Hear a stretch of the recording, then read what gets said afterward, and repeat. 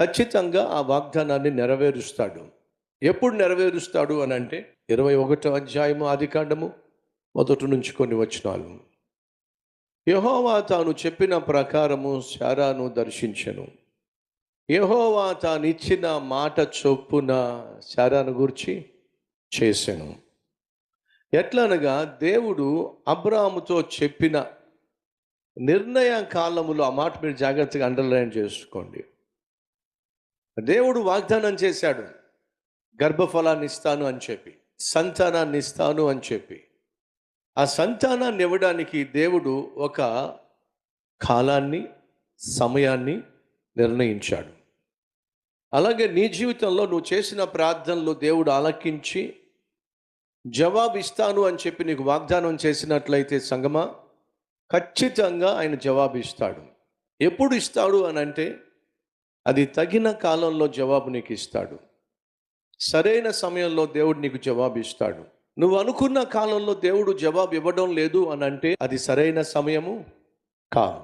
తగిన సమయంలో దేవుడు జవాబు ఇస్తాడు. అప్పటి వరకు నువ్వు ఎదురు చూడాలి, అప్పటి వరకు నువ్వు వేచి ఉండాలి. ఒక నిరీక్షణ ఏమిటంటే, నా దేవుడు నిన్ను అడిగిన దానికంటే, ఆశించిన దానికంటే అద్భుతమైన జవాబు తన కాలంలో ఇస్తాడు. అప్పటి వరకు నేను ఓపికతో, సహనంతో, నిరీక్షణతో, విశ్వాసంతో ఎదురు చూడడమే నేను చేయాల్సినటువంటి పని అనే వాస్తవాన్ని నువ్వు తెలుసుకున్నట్లయితే ముందు గతి రానే వస్తుంది. అద్భుతమైన భవిష్యత్తును చూస్తావు. ఈ విశ్వాసం మనం కలిగి ఉండాలని దేవుడు కోరుతున్నాడు. So God fixed a time for Sarah to receive a child. Sarah గర్భము ధరించి కుమారుని కనడానికి దేవుడు సమయాన్ని నిర్ణయించాడు. ఆ సమయాన్ని నిర్ణయించిన దేవుడు ఆ సమయం కొరకు శారా వెయిట్ చేస్తుందేమని ఆశించాడు, కానీ తొందరపడింది. దేవుడు నిర్ణయించిన సమయానికంటే ముందుగా నువ్వు జవాబు పొందుకోవాలని చెప్పి నువ్వు తొందరపడి తీసుకునే తొందరపాటు నిర్ణయాలు విను, నీ జీవితంలో నీకు అపాయాన్ని తీసుకొస్తాయి. తొందరపాటు చర్యల ద్వారా నువ్వు తీసుకునే నిర్ణయాల వల్ల నీ జీవితానికి తీరని నష్టాన్ని చేస్తాయి. శారా జీవితంలో ఎగ్జాక్ట్గా అదే జరిగింది. తొందరపడింది, తన పని మనిషితో వెళ్ళమని చెప్పి భర్తను తొందర చేసింది. ఆ తర్వాత తాను తీసుకున్న నిర్ణయము, తాను కలిగి ఉన్న ఆలోచన అది చాలా ప్రమాదకరమైందని, అది తన జీవితంలో శాంతి సమాధానం లేకుండా చేసిందని తర్వాత గ్రహించింది. చేతులు కాల్చుకుంది. ఆ తర్వాత ఆకులు పట్టుకుంటే ఏం లాభం. కానీ సమయం వచ్చినప్పుడు దేవుడు తన గర్భమును తెరిచాడు, శ్రేష్టమైన కుమారుణ్ణి ఇచ్చాడు. ఆ కుమారుడి పేరు ఏమిటంటే ఇస్సాకు. ఇస్సాకు అనగా నవ్వు. ఇస్సాకు జన్మించినప్పుడు శారా జీవితంలో నవ్వులు విరబూసినాయి. అప్పటి వరకు ఎప్పుడు చూసినా దిగులుతో ఉన్నటువంటి, దుఃఖంతో ఉన్నటువంటి, విచారంతో ఉన్నటువంటి శారా యొక్క ముఖాన్ని దేవుడు వెలుగుతో నింపేశాడు, నవ్వుతో నింపేశాడు, ఆనందంతో నింపేశాడు. కాబట్టి ఇస్సాకు అనే పేరు వారు పెట్టడం జరిగింది. దిగులుతో ఉన్న సహోదరుడు, విచారంతో ఉన్న సహోదరి, దయచేసి విను. త్వరలోనే నీ ముఖాన్ని దేవుడు వెలిగించబోతున్నాడు. త్వరలోనే నీ ముఖం మీద గొప్ప సంతోషాన్ని దేవుడు చూడబోతున్నాడు, కురిపించబోతున్నాడు. ఆ వాస్తవాన్ని నువ్వు విశ్వసించి దుఃఖించటం మానేసేయి, ఏడవడం మానేసేయి, కన్నీళ్లు పెట్టడం మానేసేయి, విచారించటం మానేసేయి, డిప్రెషన్కి గురి కావడం మానేసేయి.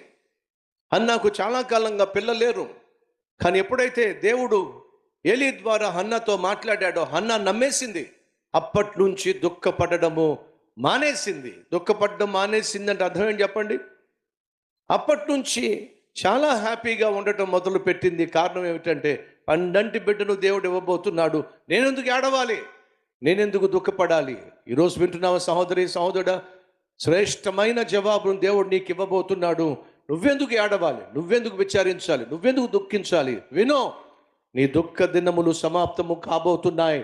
దేవుడు శ్రేష్టమైన జవాబు ఇవ్వబోతున్నాడు. విశ్వసించినట్లయితే నువ్వు హ్యాపీగా జీవించు. ఈరోజు నీకు ఉద్యోగం లేదు, రాబోతుంది. ఈరోజు నీకు వివాహం కాలేదు, జరగబోతుంది. ఈరోజు నీకు బిడ్డలు లేరు, పొందుకోబోతున్నావు. ఈరోజు నీకు సొంత ఇల్లు లేదో, దేవుడు అనుగ్రహించబోతున్నాడు. ఈరోజు నీ చేతిలో చిల్లి గవ్వలేదో, అనేక మందికి దానం చేసే కృప దేవుడు నీకు ఇచ్చే రోజు రాబోతుంది. ఆ విశ్వాసం నీకున్నట్లయితే, ఆ నమ్మకం నీకున్నట్లయితే, నువ్వు రాబోయే కాలంలో పొందుకోబోయేటటువంటి ఆశీర్వాదం మీద ఆశ పెట్టుకుంటావు. కానీ ఈరోజు నీ జీవితంలో ఉన్నటువంటి అడుగంటిపోయిన స్థితిని బట్టి నువ్వు అల్లాడిపోవడానికి వీల్లేదు. చేను బీడు భూమిగా ఉంటుంది, నీళ్లు వదిలిపెడతారు, నేలను మెత్తని చేస్తారు, పొలాన్ని దున్నుతారు, ఆ తర్వాత నాట్లు వేస్తారు. నాట్లు వేస్తున్నప్పుడు సంతోషం. ఎందుకని సంతోషం? నీళ్లు పొలంలోకి వస్తున్నప్పుడు సంతోషం, నాట్లు వేస్తున్నప్పుడు సంతోషం, ఆ నాట్లు పెరుగుతున్నప్పుడు సంతోషం. ఏడుపు ముఖం మీరు చూడరండి. ఎందుకని? ఒకరోజు నా పంట పండుతుంది, ఒకరోజు ఈ పొలం నన్ను పోషిస్తుంది అనే నమ్మకంతోనే ఆ వ్యవసాయం చేసేటటువంటి వ్యవసాయదారుడు విశ్వాసంతోనే పంటలు వేస్తున్నాడు.